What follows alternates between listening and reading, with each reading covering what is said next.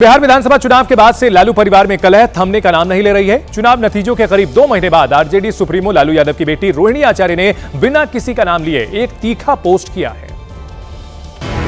रोहिणी आचार्य ने किसी का नाम तो नहीं लिया, लेकिन उनका निशाना तेजस्वी यादव की ओर माना जा रहा है। अपने पोस्ट में रोहिणी ने लिखा है कि बड़ी शिद्दत से बनाई और खड़ी की गई बड़ी विरासत को तहस नहस करने के लिए परायों की जरूरत नहीं होती। अपने और अपनों के चंद षड्यंत्रकारी बने अपने ही काफी होते हैं। हैरानी तो तब होती है जब जिसकी वजह से पहचान होती है, जिसकी वजह से वजूद होता है, उस पहचान उस वजूद के निशान को बहकावे में आकर मिटाने और हटाने पर अपने ही आमादा हो जाते हों।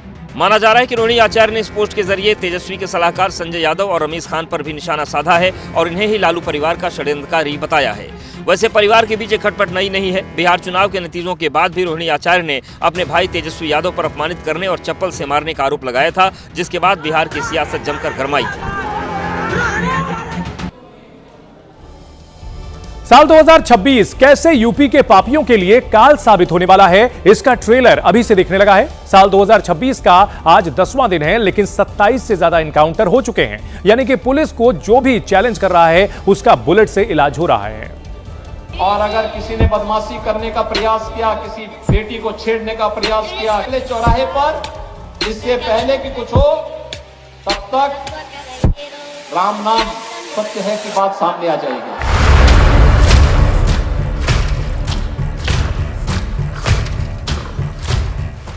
झांसी की पहली महिला ऑटो ड्राइवर का हत्यारा लंगड़ा रहा है। कंधों का सहारा लेकर रहम की भीख मांग रहा है। मुकेश झा नाम के इस बदमाश ने 5 जनवरी को झांसी में महिला ऑटो ड्राइवर अनीता चौधरी की हत्या कर दी थी। पुलिस से बचने के लिए हत्या को एक्सीडेंट का रूप दिया था, लेकिन बीती रात पुलिस से सामना हुआ तो सरेंडर के बजाय पुलिस पर गोली चला दी। जवाबी कार्रवाई में बदमाश मुकेश झा घायल हो गया। प्रारंभिक पूछताछ में उसके द्वारा बताया गया कि उसने प्यार में धोखा मिलने के कारण ये घटना कारित की थी।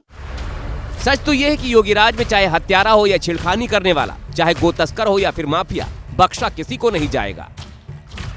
ऐसी ही शामत ग्रेटर नोएडा के 2 इनामी बदमाश अनुज और सक्षम पर भी आ गई। कुछ दिन पहले एक शख्स को इन बदमाशों ने पीट कर मार दिया था, लेकिन अब खुद की जान पर आई तो कराह रहे हैं। तस्वीरें बता रही कि 2026 भी पापियों के लिए काल साबित होने वाला है, जिसका ट्रेलर योगी फोर्स ने साल की शुरुआत में ही दिखा दिया है। बंगाल में विधानसभा चुनाव होने वाले हैं, लेकिन महाराष्ट्र में नगर निगम चुनाव को लेकर भी जबरदस्त गहमागहमी देखने को मिल रही है। ओवैसी की पार्टी AIMIM भी महाराष्ट्र में चुनाव लड़ रही है, तो अपनी पार्टी के लिए चुनाव प्रचार करते हुए ओवैसी ने बड़ा बयान दिया है।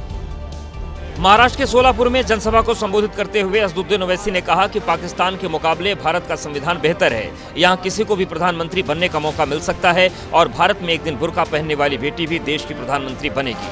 और असदुद्दीन ओवैसी का ख्वाब यह है कि एक दिन आएगा इस देश में इंशाअल्लाह ताला, शायद हम और आप नहीं रहेंगे मगर देखना, एक हिजाब पहनने वाली बेटी इस देश की वजीर आजम बनेगी इंशाअल्लाह ताला।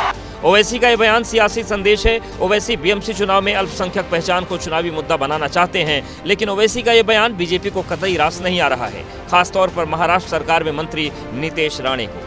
आप क्यों नहीं बोलते कि बुरखे वाली कभी जिंदगी में इधर मेयर बनेगी नहीं? बुरखे वाली को तुमको मेयर बनाना है ना, इस्लामाबाद पाकिस्तान और कराची में जाओ, उधर मेयर बनाते बैठो, कोई रोकेगा नहीं तुमको इधर। ओवैसी के इस बयान पर असम में मुख्यमंत्री हिमंता बिस्वा शर्मा ने भी सियासी आग और भड़का दी है। हिमंता बिस्वा शर्मा ने ओवैसी पर पलटवार करते हुए कहा कि भारत हिंदू राष्ट्र है और यहाँ केवल एक हिंदू ही प्रधानमंत्री बनेगा। माघ मेले में मकर संक्रांति और मौनी अमावस्या को लेकर तैयारियों की समीक्षा करने पहुंचे यूपी के मुख्यमंत्री योगी आदित्यनाथ के एक बयान पर सियासी संग्राम बढ़ गया है। संगम नगरी से उन्होंने 27 के सियासी संग्राम को संदेश देते हुए बांग्लादेश वाला बयान दे दिया है। सीएम योगी आदित्यनाथ ने गंगा में डुबकी लगाई, हवन पूजन, गौ सेवा और बोट पर सवारी की। इसके बाद बांग्लादेश का जिक्र करते हुए कहा, यही प्रयागराज आज फिर इसकी उद्घोष कर रहा है कि जाति के नाम पर, मत और संप्रदाय के आधार पर विभाजन हमारे लिए उसी प्रकार से सर्वनाश का कारण बन जाएगा जैसे बांग्लादेश के अंदर हम देख रहे हैं। बांग्लादेश के अंदर आप देख रहे होंगे। बांग्लादेश का नाम लेकर योगी ने संकेतों में 2027 के लिए संकेत देने की कोशिश की, जिस पर अखिलेश यादव ने पलटवार करते हुए कहा, ये घिसा पिटा डायलॉग है उनका। जिनकी खुद की फिल्म न चली हो, उनके डायलॉग क्यों ला रहे हो यहाँ पर? मैंने तुम्हें कितनी बार समझाया कि अगर उनके सच्चे डायलॉग होते तो फिल्म ज्यादा चलती, और कभी सच्चा डायलॉग सुनना हो तो एएनआई का सुन लेना, आर्काइव वाला। अखिलेश यादव के बयान पर बीजेपी ने भी निशाना साधते हुए बोला, व्यापक हिंदू एकता देश की एकता, अखंडता और सुरक्षा के लिए आवश्यक है। ये बात जब योगी आदित्यनाथ जी कहते हैं तो उनको घबराहट होती है, उनको डर लगता है कि कहीं उनके जातियों के वोट बैंक न बिखर जाए, उनकी जातियों की जो राजनीति है वो कहीं फ्लॉप न हो जाए।